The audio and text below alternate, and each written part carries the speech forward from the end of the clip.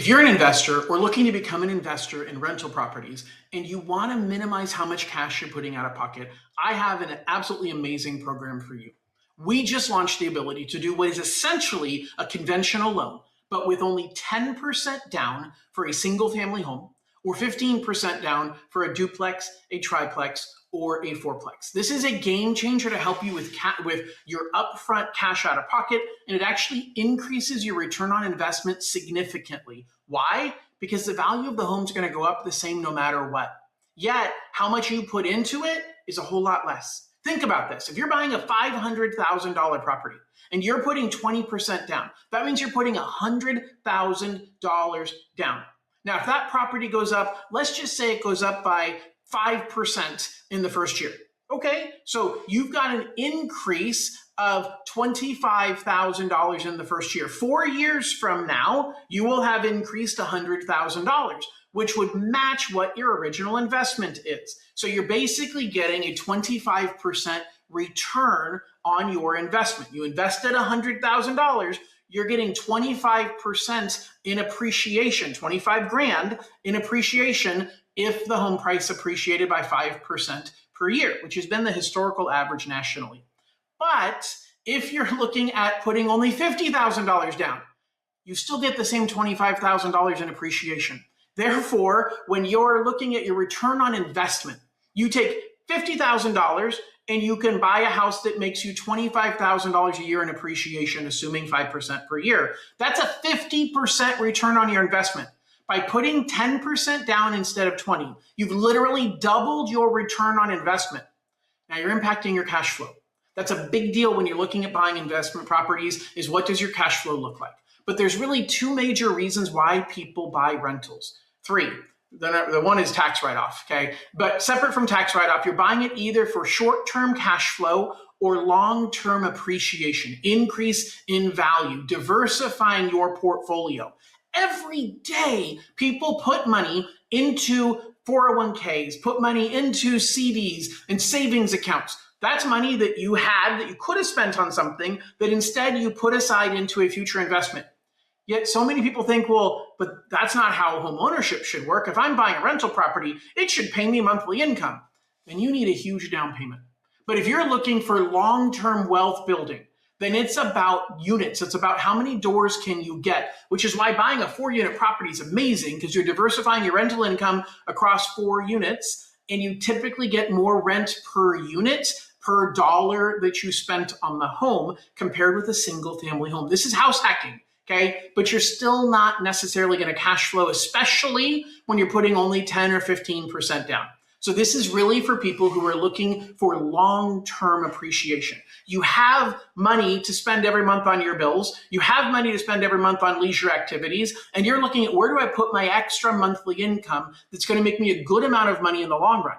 And you combine this with some tax benefits that came out recently in the big, beautiful bill. There was some benefits in depreciation and what's called accelerating depreciation.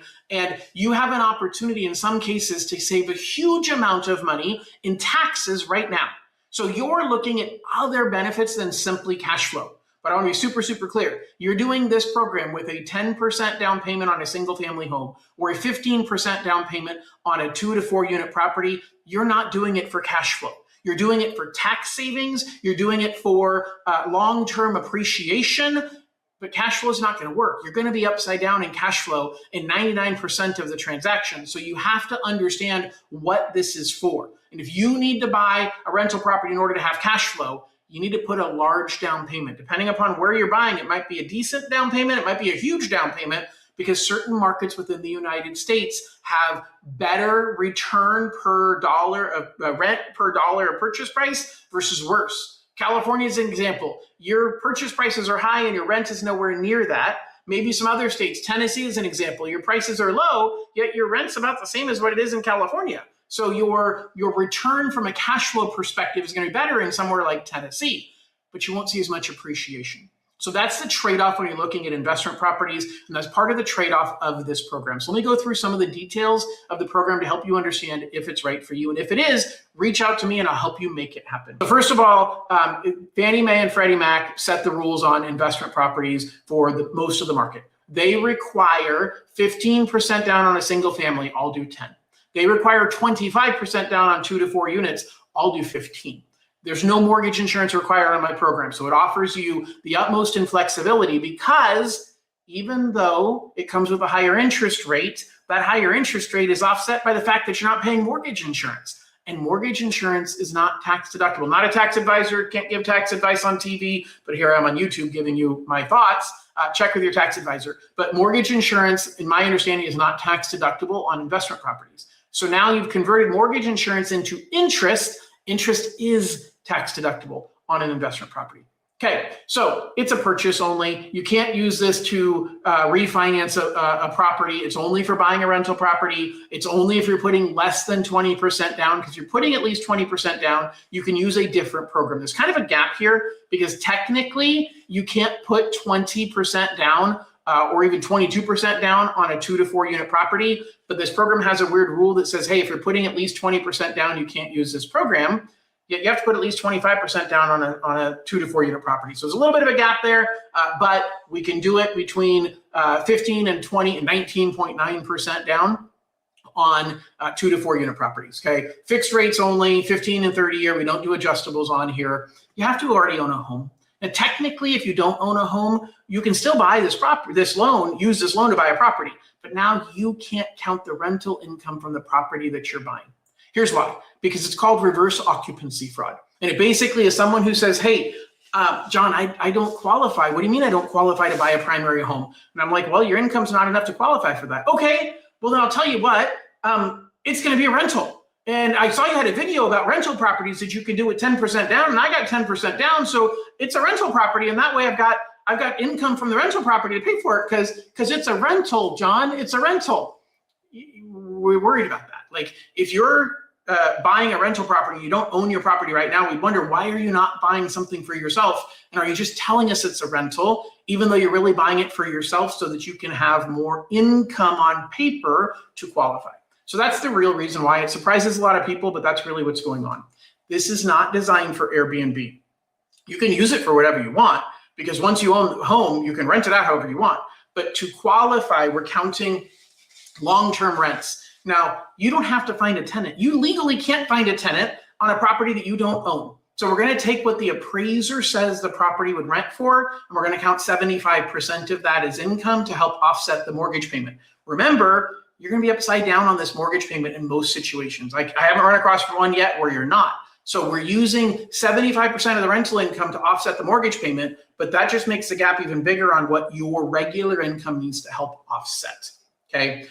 Got to have a 740 credit score. So this is definitely for top tier. We're forgiving down payment. And I want to be clear. There's 3 things we care about in the mortgage industry. We care about your assets and down payment. We care about your income, and we care about your credit. Well, in this case, we're being forgiving on the asset piece. Now, you still have to have reserves, and I'll talk about that in a minute, but we're not requiring a big down payment, which means we're going to be tight on credit and we're going to be tight on income. And so you've got to have at least a 740 credit score. The debt to income rules are a little more strict than other programs. Why? Because we're taking a huge risk on a small down payment. We want to make sure you have a good credit history and that you have a good ability to make the monthly payments. And I think I said this before, but there is a floor. You cannot put 20% down on this program. If you can put 20% down, we're going to go to a different program. It's just that simple. So there's a floor, not just a ceiling.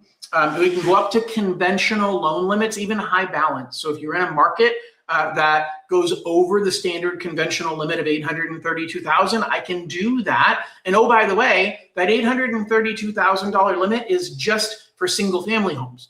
2 units or bigger, the limit's higher. 3 units, limit's higher. 4 units, the limit's higher. So you have the ability to go even higher. We can go up to $2 million in a loan amount for this program. Okay, you do have to have a decent amount of money in reserves. You have to have 6 months of payments on the property you're buying, plus 2% of your outstanding mortgage balances. You got to have a good amount of money in savings to make this work. It's full documentation. There's no shortcuts on this program. I've got other programs where we can shortcut your income and only count the rental property on the rental income on the house you're buying, and we don't have to count the rental income. We don't have to count any of your other debts. It's called a debt service coverage ratio program.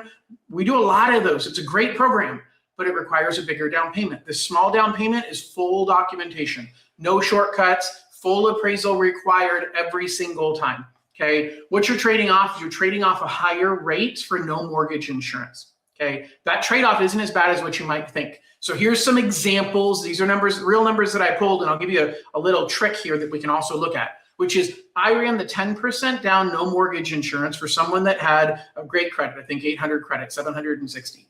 And that came back on a 30-year fixed at 7.875, paying 1.1% in origination fee at 7.875.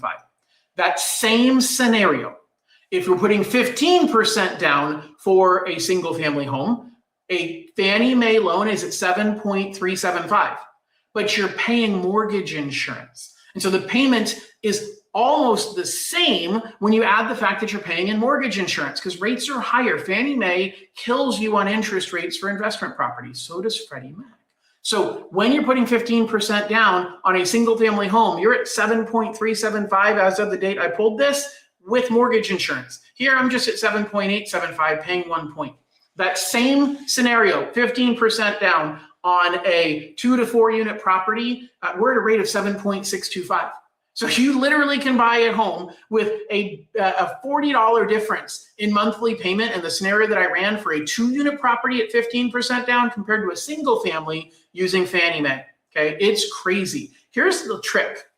You're allowed to get up to 2% of the purchase price as a credit from the seller. Negotiate that and use it to buy down your rate. Now, instead of 7.875, you're at 6.99. Yeah, 6.99, 30-year fixed, 10% down, no mortgage insurance on an investment property. It's absolutely amazing simply because you negotiated with the seller to pay 2% of the sales price as a credit to you. And we're using that to buy down permanently your interest rate into the high sixes. It's a really, really good move to structure your deal that way. All right, what do we got left here? 2 to 4 units is the real story here. Like if you're looking at multi-unit properties, that's a huge savings in out-of-pocket money, which I said earlier in the video. This is all about return on investment for long-term returns. Instead of buying one home at $500,000 with your $100,000 down payment, you can buy 2 homes at $500,000, and therefore you're doubling your appreciation. You're doubling your doors that you're spreading your risk across, but you're also doubling your negative cash flow. So you gotta be really, really careful about that cash flow piece. It's what I'm most worried about with this program. Okay, no exceptions. Like this program, you fit the rules or you don't. If you don't fit the rules on this one, I'll help you figure out a different way to get it done. You just have to have more money for a down payment. So there's some examples here on the screen that show some of the exceptions that we've run into that aren't going to work. It's not an exhaustive list. There's lots of rules that are required, but essentially if you qualify for a conventional loan and you have enough in assets, you're going to qualify for this program with the minimum credit score of 740, et cetera. All right. What do I have left here? Let's run it both ways. Like, look, this is it. This is my wrap, which is this may not be the right program for you. Maybe cash flow is critical. I'll show you some other ways to do it. It's going to require a bigger down payment, but it gives you flexibility in order to have a choice, because that's the key that I want you to have is choices. And sometimes people just think there's only one way to do something. The truth is there are many ways to do it. And my company is the 3rd largest mortgage company in the nation. We have access to more programs than any other company out there that I know of, at least any smaller companies. And this is just one more example of what we can do. Schedule an appointment with me so I can talk about your investment property needs, what your goals are, and how we can make this work for you. Thank you so much for listening. Please share this with anybody else you know who's looking to get into owning investment properties so that I can help you determine, can you landlord? Let's figure it out. Thanks a lot. We'll talk to you soon. Bye-bye.